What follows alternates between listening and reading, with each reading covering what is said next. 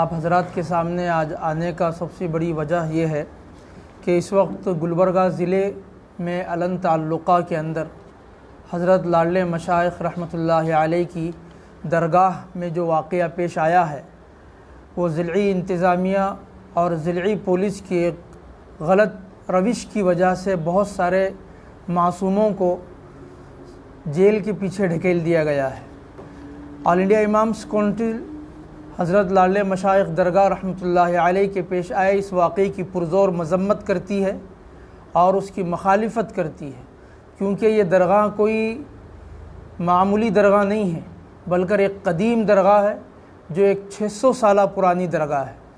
جس سلسلے میں وہاں پر ایشو اٹھایا گیا ہے شیولنگ کا، وہ در حقیقت اس کا کوئی وہاں پر تاریخی اعتبار سے کوئی ثبوت نہیں ہے۔ اگر ہم دیکھتے ہیں آرکیولوجیکل کے اعتبار سے بھی، اس کے سروے رپورٹ کے اعتبار سے بھی، وہاں کوئی ایسی دستاویزات شیولنگ کی نہیں ملتی ہے۔ اس کی سب سے بڑی وجہ یہ ہے کہ ان لوگوں کی عدالت نے 3 مرتبہ پٹیشن کو رد کر دیا گیا ہے، ریجیکٹ کر دیا گیا ہے۔ دوسری وجہ یہ ہے کہ 1 مارچ 2022 کو حکمران پارٹی بی جے پی کے وزیر اور پارلیمنٹ ممبر کھوبا اور چند شرارت پسند ہندوتوادی تنظیموں کی مفاد پرست لوگ اور اپنی طاقت کے بل بوتے پر اس جانب آگے بڑھتے ہوئے، جبکہ وہاں پر CRPC کی سیکشن 144 کی بہت ہی گنہونی طور پر اس کی خلاف ورزی کرتے ہوئے مختلف مقامات سے علن کے اندر افراد کو لے کر پہنچتے ہیں، تو لہذا وہاں کے امن و امان کے اندر خلل ڈالنے کی وجہ سے ان پر کوئی کارروائی نہیں کی جا رہی ہے اور ان کی اس سازش کو پس پردہ ڈال کر خاموشی اختیار کی گئی۔ اس کے علاوہ درگاہ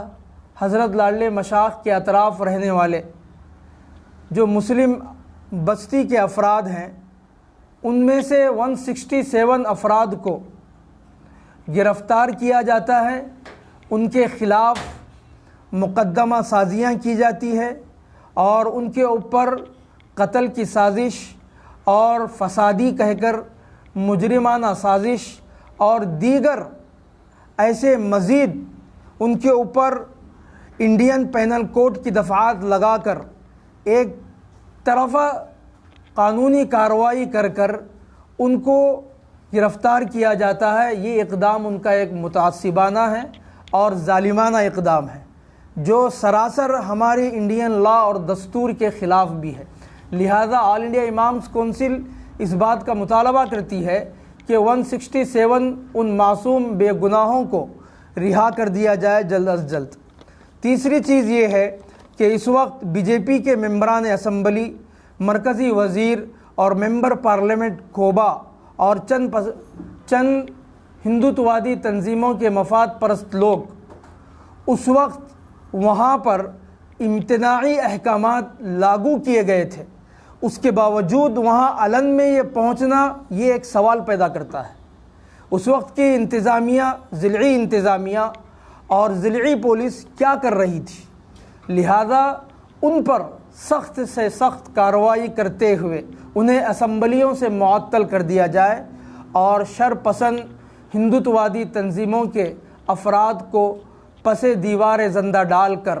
قانون کی بالا جوئی کرنا چاہیے۔ لہذا آل انڈیا امامز کونسل حکومت وقت سے یہ مطالبہ کرتی ہے کہ اس شخص کو 50 لاکھ معاوضہ حکومت وقت کو دینا ہوگا تاکہ وہ اور اس کی فیملی راحت کے ساتھ اپنی زندگی گزار سکے۔ آل انڈیا امامز کونسل آگے چل کر اس سلسلے میں زمینی سطح پر گہرائی پر فیکٹ فائنڈنگ کی ایک رپورٹ بھی تیار کرے گی۔ امام کونسل ابھی تو ایک دورہ کری ہے، انشاءاللہ آئندہ جو ایک زمینی سطح پر ایک گہرائی پر ایک فیکٹ فائنڈنگ رپورٹ تیار کر کے انشاءاللہ میڈیا کے سامنے